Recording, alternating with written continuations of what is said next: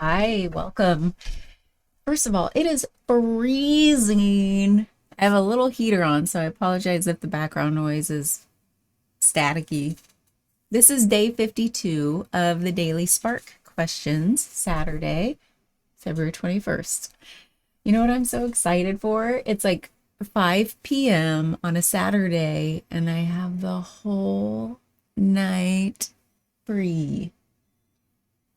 Doesn't that feel good when you're old like me? Feels amazing. Okay, where do I privilege narrative over direct experience?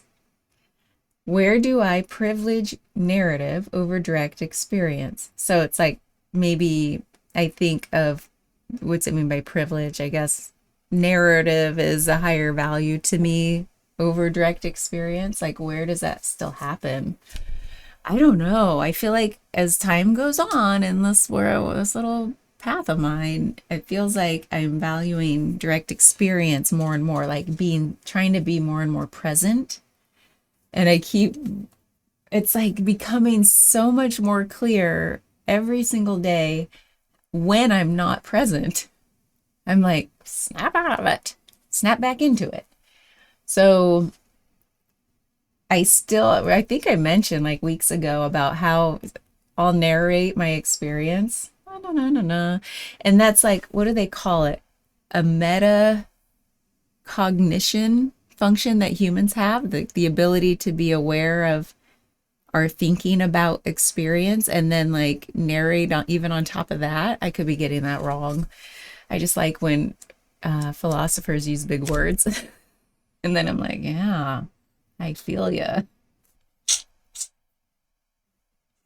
So, where do I privilege narrative over direct experience? I'm trying to think where I still do that these days. Um, oh, I know. Sorry, cat hair. Why I thought of something, and this is something working on becoming more aware. Well, I'm becoming more aware of it, so that part's working. But like to deprivilege it, I guess, to make it happen less.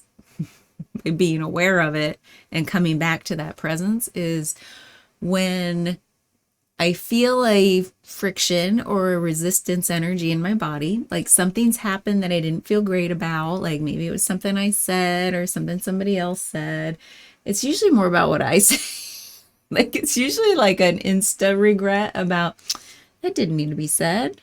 Like that was pointless. It was sur- superfluous. Superfluous. That's a big word I apparently can't use yet. Superfluous. You know what I'm trying to say, right? It's like unnecessary, above and beyond what needs to be said in that moment. And sometimes the real bad ones are I've told you this so many times. Like if I say something that seems insensitive in hindsight, oh God, I didn't mean it that way. Oh my God, I hope they didn't think that. So like sometimes I'll have this narrative of narrating like the ooh moment, and then like sort of like in my mind, like, oh, I want like narrating, like predicting what they thought and then what I would have counter thought and like blah, blah, blah, blah.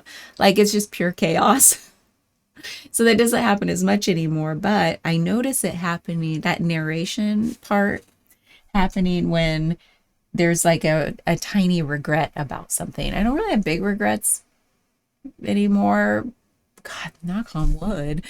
But there was like tiny ones that usually happen in interpersonal relationship kind of things, like conversation. I'm like, ooh, I wouldn't have said that. I wouldn't have said that next time. Mm-mm. So I think that's where narrative gets my attention and I privilege it because back to this, the direct experience part is the friction, the tension, the resistance in the body that like it doesn't feel good. So I go to the mind. The ego takes charge and says, oh, I got this. You don't have to feel a thing. Put your attention on me. We'll narrate this together. We'll figure this out so that you feel good at the end. Don't worry about the actual sensations you're feeling. Stay up here. We got this.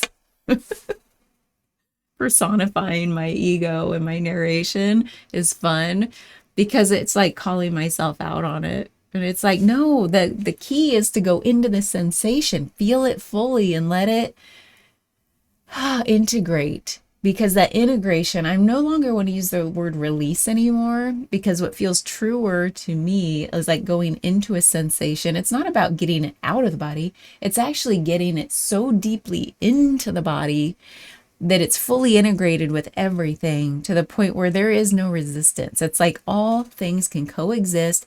And that what once was resistance energy that has now become coherence, that integration part is like it brings wisdom. Like, no, I won't say that thing again because I processed, I integrated the friction that came from it into wisdom, into lived wisdom, embodied wisdom. Literally, I'm keeping it in my body to integrate it fully, to become coherent so that it's embodied wisdom. To me, that feels so much more true than this idea of release. You know what? I'm a somatic experiencing practitioner in training. I'm in a cohort. It's a few years training. My next level starts next weekend. I might, and we talk a lot about release, like nervous system regulation, and we use the word release a lot. I want to talk to my instructor about this idea, like flipping that script, because what coherence means to me is like all things get integrated, all things can coexist, and that becomes embodied wisdom.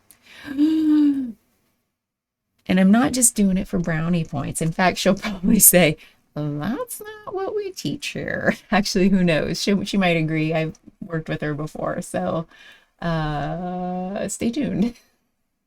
So anyway, that's where in my recent experience, that narration, I privilege it. It's like a distracting from the friction, the resistance energy. But I'm trying not to. I'm just saying it still happens sometimes. What about you?